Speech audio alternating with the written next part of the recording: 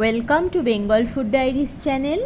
বাড়ির গাছ থেকে পাট শাক তুলে সাবেকি পদ্ধতিতে পাট শাক বানাবো।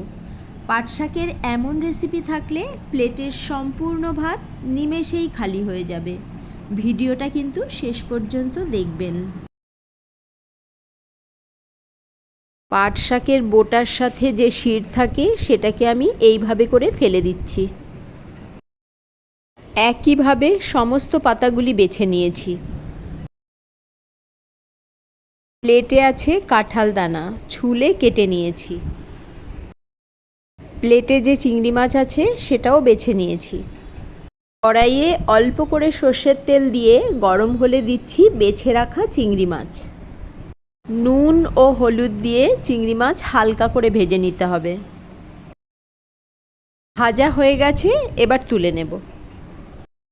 চিংড়ি মাছ তুলে নেওয়ার পর ওই কড়াইতেই দিয়ে দিচ্ছি পরিমাণ মতো জল। জল ফুটে উঠেছে, দিচ্ছি বেছে রাখা কাঁঠাল দানা, সাথে পরিমাণ মতো নুন ও হলুদ গুঁড়ো।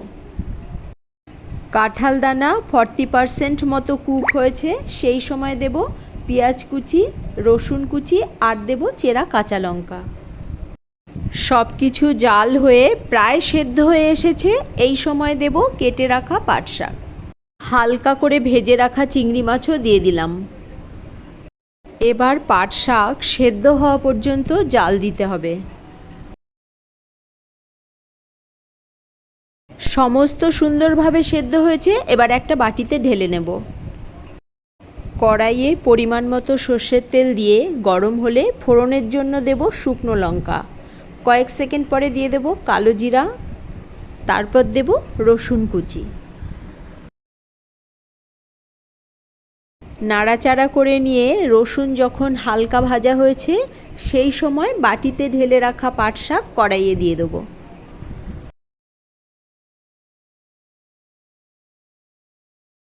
দিচ্ছি সামান্য চিনি।